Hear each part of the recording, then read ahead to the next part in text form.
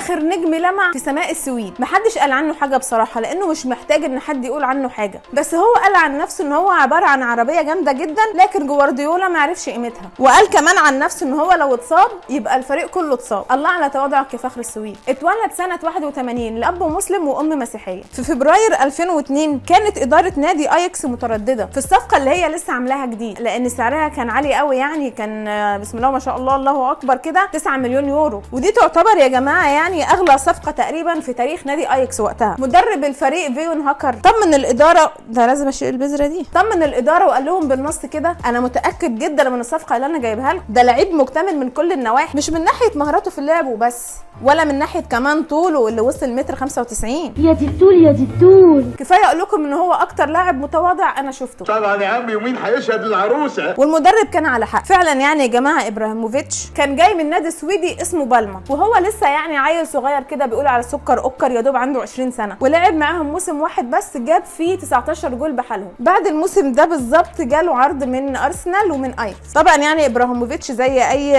حد بيفهم يعني اختار الارسنال. طبعا يا جماعه انا بقول ان هو عاقل وفاهم، لان الارسنال اشهر من اياكس يعني بصراحه يعني، لكن انا ما اعرفش الفرق في الحقيقه بين الفريقين ايه. اول ما راح ارسنال كده قالوا له بص يا ابن الحلال، الاول شرط اخره نور، انت هتعمل معانا الاول كده معايشه كام يوم لحد اما ايه تنضم رسمي للفريق. المعايشه دي يا جماعه يعني حاجه كده زي الاختبارات عشان يتاكدوا ان اللاعب اللي هم جايبينه ده زي الفل يعني، و10 على 10. ابراهيموفيتش قال لهم لا يا حبايب قلبي والله يعني انا كان نفسي اساعدكم واقول لكم ان انا موافق، بس الحقيقه انه انا لا ما بيتعمليش اختبارات يعني. صدق بالله انت هتفارق دكه الاحتياطي طول ما انا بدرب. وخد بعضه ورجع السويد. اتحايل عليه المدرب ورئيس النادي ان هو يرجع، وقالوا له ارجع وهنلعبك اساسي، حقك علينا يا عم، اللي قال لك الكلمتين دول شاب طايش واحنا عاقبناه، ارجع وهتاخد اعلى اجر في الفرقه. ابراهيموفيتش الحقيقه يا جماعه يعني عمل سين للرساله لكن ما ردش برضه يعني كاريزما. اليكس بقى في وقتها قررت ان هي تصطاد في المياه العكره، وبعد تتحدى ابراهيموفيتش قالت له بقول لك ايه، سيبك بقى من الناس اللي هي عماله تتنك عليك دي وتقول لك نختبرك وما نختبركش، احنا عايزينك معانا من غير اي حاجه، من غير اي شروط طبعا، انت لو توافق بس تيجي لنا واللي انت عايزه، ده احنا هنبني لك الاستاد مخصوص، ده انت بس حاول بس تيجي عندنا واحنا هنعمل معاك فوق الصح. اليكس يا جماعه الحقيقه ان اتعلمت من غلطه ارسنال على طول، لعبته اساسي يعني لسه بيقول بسم الله الرحمن الرحيم ورايح يبدا يسخن، قالوا لا تسخن ايه يا حبيبي انت تلعب على طول اساسي. اول ماتش لعبه ابراهيموفيتش سجل هدف الفوز لاياكس، كانت المباراه دي ضد فينورد. لو تلاحظوا يا جماعه يعني هنا معانا الجون اتحط ازاي، ابراهيموفيتش شاط الكوره بثبات جامد، اللي هو يعني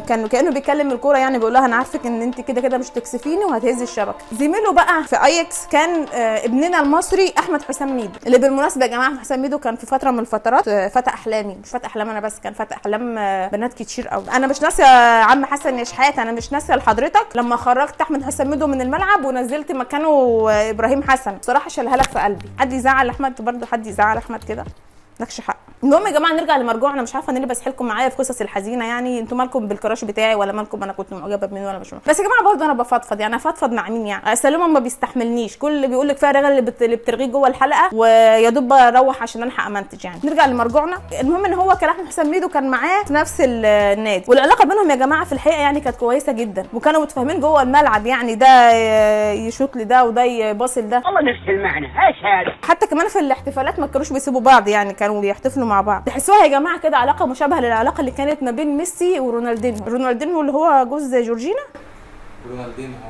ولكن يا جماعه طبعا زي اي علاقه حلوه جميله كده لازم الشيطان يدخل بينهم، وده اللي عمله الشيطان مع احمد حسام ميدو وبطل الحلقه ابراهيموفيتش. ميدو يا جماعه سم وعفريته انه ما يلعبش بشكل اساسي في الملعب، وده حصل معاه في ماتش من الماتشات. وبعد ما اياكس خسرت الماتش دخل ميدو بقى اوضه اللبس متعصب بقى، وقعد يبرطم بالكلام ويهلفط وشتم اللعيبه كلهم وقال لهم وهنا وقف له ابراهيموفيتش وقال له انت الوحيد اللي تستاهل الاهانه في الفريق. يا لهوي ده كلام جارح جدا. ميدو بقى ما دراش بنفسه غير وهو حادف مقصين على ابراهيموفيتش. جت فين بقى؟ عوره؟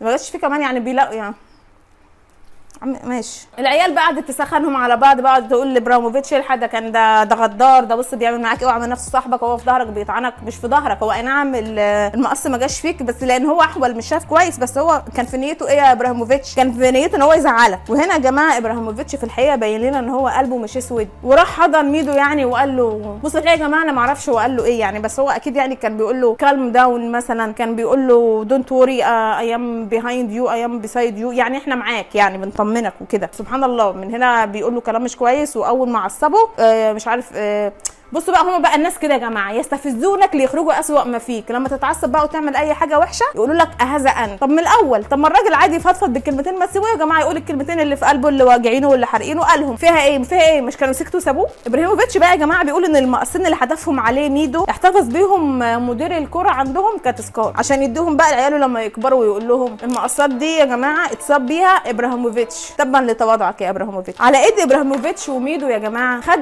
اياكس الدوري الهولندي، ووصلوا دوري ابطال اوروبا بعد غياب سنين، فازوا كمان على وحش فرنسا نادي الليون، وسجل فيهم ابراهيموفيتش الجول بتاع الفوز. لقب هدف الموسم جاله وهو حاطط رجل على رجل، وده بعد الجول اللي جابه في ماك بريدا. كل الحكام الحقيقه يا جماعه اللي شافوا الجول قالوا الكره دي يا جماعه لو شاطها 1000 لاعب محترف محدش هيجيب الجول ده غير ابراهيموفيتش. طب وبعدين ما يرجعوا يقولوا على راجل مغرور؟ ما هم اللي بيعملوا في كده، مش هم اللي بيقعدوا ينفخوا فيه؟ طب ما لازم يتغر. لكن في نفس السنه اللي خد فيها الجائزه دي يا جماعه اياكس خسر نفسه. ده اللي قاله ابراهيموفيتش بعد ما عرضوا اياكس للبيع بسبب ان هو اصاب زميل ليه في الفرقه وهو قاصد، يعني كمان عنيف. ابراهيموفيتش قال لهم يا جماعه دي مجرد اصابه يعني مش حوار. لكن برضو اياكس فضلوا مصممين ان هو يمشي. مش هم دول اللي كانوا لسه من كام يوم بيقولوا له والنبي تعالى اشتغل معانا وهنعمل لك استاد لوحدك وسيبك من ارسنال؟ سبحان الله، هو الانسان كده يا جماعه لما بيوصل للحاجه بيزهق منها خلاص والله العظيم. يعني برضو في واحده تقول لي مثلا ايه ده فضل يجري ورايا ويحفي ورايا سنين علشان بس ابص له ولا اكلمه كلمه، بعد ما اتخطبنا قعدنا مع بعض سنه قام سايبني.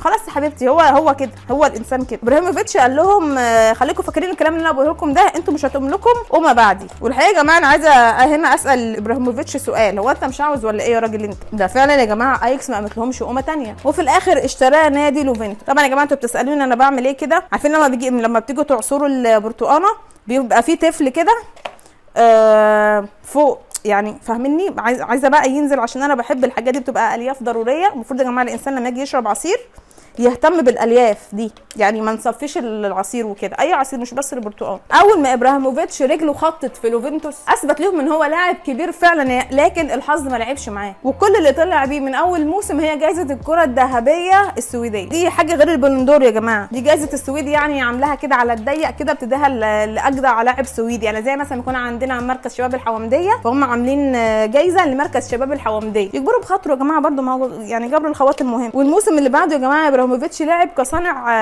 العاب، يعني اسيست. انا عرفت يا جماعه يعني ايه اسيست، يعني صانع العاب، وما لعبش كهداف. يعني حصلت مشاكل يا جماعه في الفريق ونزل يوفنتوس دوري درجه ثانيه. اما هو بيروح مكان يخربه، وكل ما يروح مكان كده يبوظه. يعني يوفنتوس كان فريق كبير وزي الفل، وبرده خفس بيه الارض، جاب اجله يعني بوما والله، راح لهم بالحنجل والمنجل. ابراهيموفيتش طبعا يعني بعد ما دمر النادي وجاب ظرفه يعني ونزله درجه ثانيه، قال لهم الحقيقه يا جماعه ان النادي بتاعكم دلوقتي ما بقاش من مستوايا، وبرستيجي ما يسمحليش ان انا العب في دوري درجه ثانيه. وكيل اعماله بقى في الوقت ده عمل حركه ذكيه علشان يرفع من سعره، وقالت ان الريال عرضت عليه 70 مليون يورو عشان تشرب يا سنوه عشان يشتروه. لكن يا جماعه اتضح ان الكلام ده كله زلاجه هم عاملينها علشان يرفعوا من سعر ابراهيموفيتش في السوق. بعدها ابراهيموفيتش راح للانتر ميلان بصفقه اكتر من 25 مليون، او مش اكتر، لا هي ب 25 مليون يورو، يعني بالمصري